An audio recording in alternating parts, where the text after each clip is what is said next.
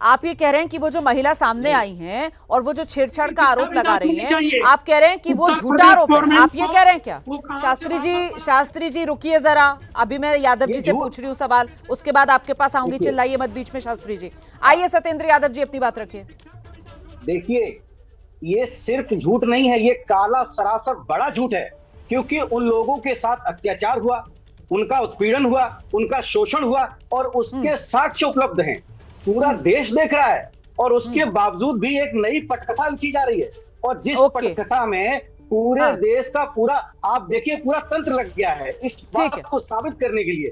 तो आप ये कह रहे हैं, ठीक है सत्येंद्र जी आप जो बात कह रहे हैं, जरा सा डीपी शास्त्री को लेकर आते हैं इस चर्चा में। डीपी शास्त्री जी आपने सुना, सत्येंद्र यादव जी कह रहे हैं कि साहब ये बाकायदा स्क्रिप्ट लिखी जा रही है, मामला जो है वो जातीय भेदभाव का, कि यादव समाज के लोग हैं, ये कथा कैसे सुना सकते हैं, और इस वजह से उनके साथ ये बदसलूकी की जाती है, मारपीट, उनके सर मुंडवा दिए गए। सर 18 साल से जो उनकी चुटिया थी, जो उन्होंने रखी हुई थी, उसको काट दिया गया वहां पर। और अब इसी से बचने के लिए एक मनगढ़ंत कहानी सुनाई जा रही है कि महिला सामने आ जाती है कि हमारे साथ छेड़छाड़ की। आइए शास्त्री जी जवाब दीजिए। रोमाना जी एक चीज बता देना चाहता हूँ शतंत्र जी को, ऋषि पराशर और सतवती के पुत्र वेदव्यास जी है।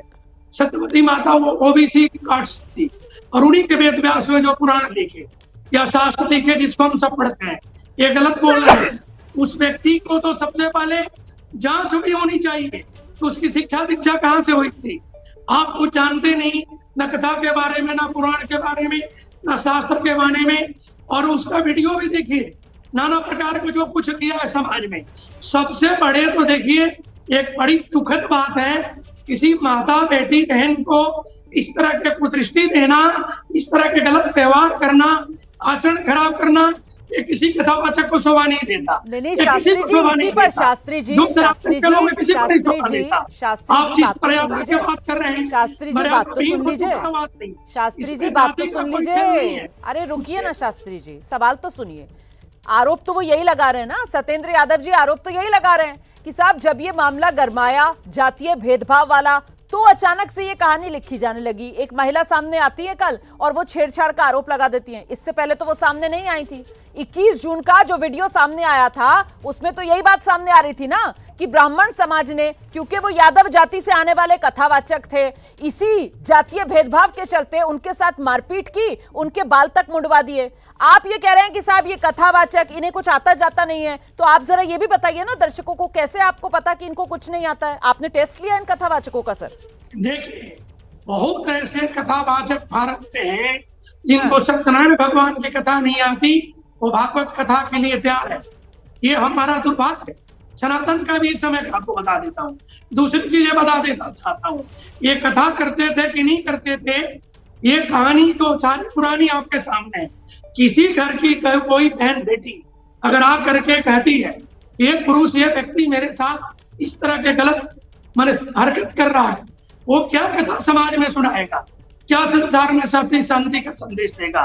उससे क्या उम्मीद कर सकते हैं कि सनातन को रक्षा करेगा? अरे हम तो सबको मानते हैं। अगर मैं सत्यवती माता को मानता, हम सत्यवती के पुत्र को पूजा करते हैं, तो क्या उसको नहीं मानते हैं? रोमाना जी उसको भी हम मानते हैं। हाँ ठीक है, एक चीज आपको बताना चाहता हूँ, भगवान कृष्ण भी यदुवंश से थे, वो भी क्षत्रिय और यदुवंश का प्रमाण है। सारा भागवत कथा उन्हीं के ऊपर है। हमें नहीं करे कि जाति के कोई मैं जवाब देती हूँ। सत्येंद्र यादव जी, अगर कोई कुकर्म करेगा तो फिर जाति के पीछे वो बच तो नहीं सकता ना। शास्त्री जी कह रहे हैं भगवान कृष्ण भी यदुवंश जो है उससे आते थे, और ऐसे में आप लोग जबरदस्ती जाति वाला कार्ड लेकर किसी की गलती को कैसे छुपा सकते हैं? सत्येंद्र जी, ये कोई गलती नहीं है। बात कर रहे हैं जी, इनको अभी पूरी अच्छी तरह से है भी नहीं घटना के बारे में, और सनातन की बात करते हैं, धर्म से जोड़ रहे हैं। दरअसल ये अक्षम्य अपराध है। देश में आज कानून और संविधान पर पूरा देश चलता है। इनको ये पता होना चाहिए कि जो पूर्व में होता आया है, इनका जो है सती प्रथा लेकर अब तक, अब वो समय 2025 है। आप क्या बात कर रहे हैं? आप क्या बोलना चाह रहे हैं? 2025 है। कितना घिनौना और कितना जघन्य अपराध किया इन्होंने। किसी की इच्छा के विरुद्ध उसके सर को मुड़वाना, उसके साथ जिस तरह का बदसलूकी हुई है उसका ऑडियो वीडियो साक्ष्य उपलब्ध है।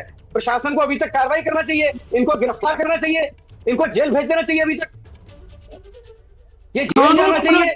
सतेंद्र जी, कानून अपना काम कर रहा है, उसमें गिरफ्तारी भी हुई है, कानून अपना काम कर रहा है, इनको जेल भेज देना चाहिए। जो अपराध इन्होंने किया है वो एक जघन्य अपराध है, राजनीतिक शिकार मत बनाइए, योग्य अपराध नहीं है। धर्म को और कथा को राजनीतिक स्तर पे मत बनाइए। इनका आप शास्त्री जी, जो इनके शास्त्री जी, शास्त्री जी, शास्त्री जी, सत्येंद्र यादव जी आरोप लगा रहे हैं कि साहब 2025 के भारत में ब्राह्मणों को ये अधिकार किसने दे दिया कि ब्राह्मण खुद ही सजा सुना दें और खुद ही किसी की पिटाई करके मामले को खत्म करें और खुद ही किसी के सर के बाल मुंडवा दें। ये ब्राह्मणों को अधिकार किसने दिया सर? देखिए रोमाना जी, जो गलत हुआ उसके पुलिस उससे कार्रवाई कर रही है, उसमें लोग गिरफ्तार हुए हैं, उनको जेल होगा, कानून प्रक्रिया होगी, वो सब पुलिस कर रही है। यादव जी खाली राजनीतिक शिकार बनाना चाहते हैं, राजनीतिक मत करिए, धर्म में राजनीतिक स्थान इस तरह का मत जोड़ दीजिए कि हम लोग बहस और राजनीति करने के लिए बैठे हैं। हम किसी पार्टी से नहीं है, हम धर्म के ऊपर चर्चा करना चाहते हैं, हम सनातन के बारे में चर्चा करना चाहते हैं। वो भागवत का 5 श्लोक बोल सकता है क्या? शास्त्री जी बिल्कुल ठीक बात कह रहे हैं सत्येंद्र यादव जी। वो कह रहे हैं कि जिन्होंने ये गलती की, पिटाई की, बाल मुंडवाए, उन पर पुलिस एक्शन ले रही है। लेकिन अगर ये कथावाचक और इनके पास से 2-2 आधार कार्ड मिलते हैं, अगर ये कथावाचक और इन पर महिला बदसलूकी के आरोप लगाती है तो फिर इन पर भी तो एक्शन होगा ना। फिर ये पीड़ित वाला विक्टिम कार्ड क्यों खेल रहा है यादव समाज? देखिए, हिंदुस्तान में बाकायदा आईपीसी और सीआरपीसी की धाराएं हैं। हर किसी भी तरह का अगर कोई कृत्य और अपकृत्य होता है उसकी सजा है, उसका एक प्रोसीजर है, उसकी एक प्रक्रिया है, वो प्रक्रिया हो रही है। उस प्रक्रिया को प्रभावित करने के लिए जो एक नई पटकथा गढ़ी गई है कि उनके साथ छेड़छाड़ हुई है, उनका हाथ पकड़ते थे, उनके साथ क्या क्या घटना होते थे, शर्म आना चाहिए। पूरे देश की नारियां शर्मिंदा हैं इस बात को लेकर कि जो जिस तरह से जिस प्रक्रिया से उसको अपवित्र करने का जो सबको मिलकर इन्होंने घेराबंदी की है जिस तरह से, और उनके साथ जो किया है, मुझे बोलने में शर्म आ रही है। पूरे देश की महिलाएं इस घटना को सुनकर और देखकर शर्मिंदा महसूस कर रही हैं। चलिए, बहुत बहुत धन्यवाद आप दोनों का हमारे साथ जुड़ने के लिए। तो दोनों के अपने अपने पक्ष आपने सुन लिए। कुल मिलाकर कथावाचकों पर ये रण जो फिलहाल यादव वर्सेस ब्राह्मण की शक्ल ले चुका है।